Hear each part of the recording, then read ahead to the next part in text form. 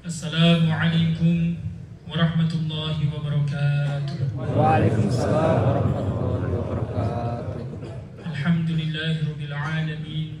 Wassalatu wassalamu ala asyrafil anbiya'i wal mursalin wa ala alihi wa ashabihi wa man tabi'ahum bi ihsanin ila yaumiddin. Amma ba'd. Hadirin jamaah salat Isya tarawih witir yang dimuliakan oleh Allah Subhanahu wa taala. Tadi subuh kita belajar sama-sama tentang nikmat iman. Adapun sekarang kita sama-sama menguraikan tentang nikmat yang tidak kalah besarnya, nikmat yang agung, yaitu nikmat kita dipilih oleh Allah Subhanahu wa taala menjadi umat baginda Nabi Muhammad sallallahu alaihi wasallam.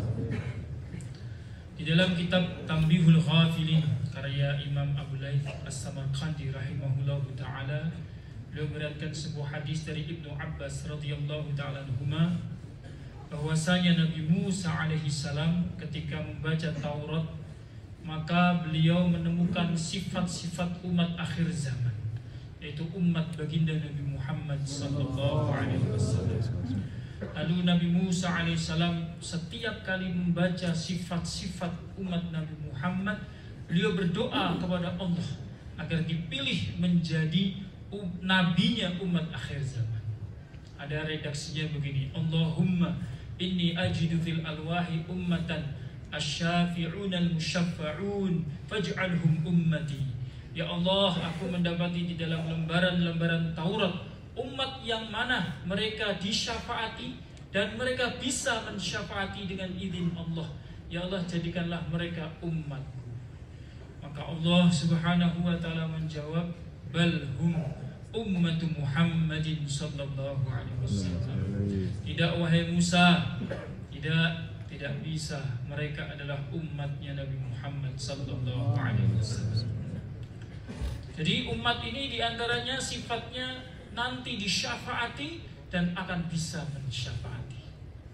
Seperti misalnya syuhada, hafiz Al-Quran, orang yang saleh dan sebagainya akan diberikan izin oleh Allah Ta'ala untuk mensyafaati anggota keluarganya atau teman-temannya atau murid-muridnya yang kebetulan divonis masuk neraka. Kemudian Nabi Musa tapi tidak putus asa, doa lagi. Allahumma inni ajidu fil alwah, ya Allah, ketemukan di dalam Taurat ummatan umat. Mereka kafaratu khatayahum as-salawatul khamsu. Cara mereka untuk menebus dosa-dosa dan kesalahan mereka hanya dengan mengerjakan sholat 5 waktu. Faj'alhum ummati, jadikan mereka umatku ya Allah. Maka Allah lagi-lagi menjawab, balhum ummatu Muhammadin sallallahu alaihi wasallam. Tidak wahai Musa, itu adalah umatnya Nabi Muhammad sallallahu alaihi wasallam. Hadirin yang mulia, kita umat Nabi Muhammad kalau berdosa, walaupun dosanya sebesar gunung, walaupun dosanya sepenuh bumi, asal setelah sholat tadi kita membaca Astaghfirullahaladzim alladzi la ilaha illa huwal hayyul qayyum wa atubu ilaih. Ada kata-kata wa atubu ilaih, benar-benar bertaubat, dan kita hadirkan di dalam hati bahwa saya bertaubat, maka seluruh dosa kita yang besar ataupun kecil akan dihapus oleh Allah Subhanahu wa taala. Tapi umat Nabi Musa dulu kalau bertobat, taubatnya adalah dengan bunuh diri. Sebagaimana dalam Al-Quran disebutkan faqtulu anfusakum, ya kan, karena mereka menyembah patung anak sapi, kemudian mereka menyesal dan ingin bertobat, diperintah oleh Allah Ta'ala taubatnya bagaimana? Bunuh diri. Berat hadirin yang mulia. Ini umat kok ada taubatnya hanya sholat saja. Ya Allah, jadikan mereka umatku, kata Nabi Musa. Tidak wahai Musa, kata Allah, ini umatnya Nabi Muhammad. Maka tidak putus asa, doa lagi Nabi Musa alaihissalam, Allahumma inni ajidu lil alwah ummatan sabiq al-akharun as-sabiquna fil jannah. Ya Allah, aku mendapati di dalam Taurat umat yang mereka datangnya belakangan tapi masuk surganya paling awal. Faj'alhum ummati, jadikan mereka umatku ya Allah. Lagi-lagi Allah menjawab, balhum ummatu Muhammadin sallallahu alaihi wasallam. Mereka umatnya Nabi Muhammad wahai Musa. Kita hadirin yang mulia, datangnya paling akhir. Datangnya paling akhir mendekati kiamat, tapi nanti pada hari kiamat masuk surganya paling awal. Dalam sebuah hadis baginda Nabi SAW bersabda, Innal jannata hurimat 'alal umami kullihim hatta tadkhulaha ummati. Surga itu dilarang dimasuki oleh umat mana saja. Dari mulai Nabi Adam alaihissalam sampai Nabi Isa alaihissalam tidak boleh sama sekali masuk surga. Hatta tadkhulaha ummati, hingga umatku seluruhnya masuk semuanya ke dalam surga. Nanti baginda Nabi akan mengetuk pintu surga, disambut oleh Ridwan penjaga surga, dan kemudian Nabi menyuruh umatnya untuk berbondong-bondong masuk ke dalam surga. Hadirin yang mulia, Nabi Musa singkat cerita doa sampai 15 kali. Tidak putus asa, doa lagi, ditolak lagi, belum diterima. Sampai yang terakhir kali 16 kali, sebagaimana dalam kitab Jami'ul Usul karya Ibnul Athir. Ada riwayat yang lain, Nabi Musa bukan doa minta jadi nabi, tapi minta jadi umat Nabi Muhammad sallallahu alaihi wasallam. Allahumma ja'alni min ummati Muhammad, ya Allah jadikan aku termasuk umatnya Nabi Muhammad sallallahu alaihi wasallam. Tapi maaf, itu pun tidak diterima oleh Allah Ta'ala, tidak dikabulkan oleh Allah Ta'ala. Tapi Allah Ta'ala menghibur Nabi Musa, inistafaituka, aku memilih engkau wahai Musa, bi ayati wa kalami, dengan ayat-ayatku dan bisa bercakap-cakap langsung dengan aku. Maka bersyukurlah atas nikmat-nikmatku wahai Musa. Dan Allah Ta'ala berfirman, namamu wahai Musa akan disebut-sebut oleh umat Nabi Muhammad sallallahu alaihi wasallam. Maka kalau kita teliti dalam Al-Quran, 27 juz ada nama Nabi Musa alaihissalam. Juz 1, juz 2, juz 3 sampai juz akhir pun ada nama Nabi Musa alaihissalam. Bahkan lebih banyak daripada nama Nabi Muhammad sallallahu alaihi wasallam. Allah Ta'ala menghargai susah payahnya Nabi Musa doa supaya menjadi nabi umat ini dan menjadi umat ini. Hadirin yang mulia, sedangkan kita Masya Allah tidak pernah minta menjadi umat Nabi Muhammad, tidak pernah berdoa menjadi umat Nabi Muhammad. Tapi Allah Subhanahu wa Ta'ala memilih Anda sekalian semuanya, kita semuanya sebagai pendamping atau umat Nabi Muhammad sallallahu alaihi wasallam. Dan Allah memilih kita bukan acak, bukan random, bukan. Tapi Allah memilih dengan dipilah-pilah. Ini orang yang memang layak menjadi umat Nabi Muhammad sallallahu alaihi wasallam. Ketika di alam arwah Allah Ta'ala pilih betul-betul orang yang cocok dan layak jadi umat Nabi Muhammad. Makanya Allah berfirman, "Wajtabakum." Allah Ta'ala telah memilih kalian. Ijtiba itu artinya memilih dengan teliti. Sebagaimana orang datang ke kebun bunga, dia mau meletakkan bunga-bunga pilihan di vas di rumahnya, maka dia tentu tidak akan memilih bunga-bunga yang sembarangan. Ya, bunga bangkai maksudnya nggak mungkin dipilih. Bunga-bunga yang tidak baunya tidak sedap tidak mungkin dipilih. Dia akan pilih betul-betul bunga-bunga pilihan untuk ditaruh di vas rumahnya. Demikian pula Allah telah memilih kita semuanya menjadi umat Nabi Muhammad sallallahu alaihi wasallam. Dan nanti dari kalangan umat Nabi Muhammad akan ada 70.000 orang yang masuk surga tanpa dihisab. Baginda Nabi sallallahu alaihi wasallam bersabda, "Utitu min hadhil ummah 70,000 yadkhuluna al-jannata bighairi hisab." Aku diberikan, dikaruniai oleh Allah Ta'ala dari umatku 70.000 orang yang akan masuk surga tanpa diinterogasi, tanpa dihisab, wala adab, tanpa disiksa sama sekali, sedetik pun dia tidak akan mampir ke dalam neraka. Maka mendengar hadis ini, Sayyidina Umar radhiyallahu ta'ala berkata, "Ya Rasulullah, istazid rabbak." 70.000 itu sedikit ya Rasulullah, minta lagi kepada Allah ya Rasulullah. Maka Nabi SAW bersabda, "Fastazadtu rabbi." Lalu aku minta lagi kepada Allah. Wa a'tani, dan Allah memberikan kepadaku ma'akulli alfin sab'ina alfan akhar. Setiap 1.000 orang akan bisa mensyafaati 70.000 orang yang lain.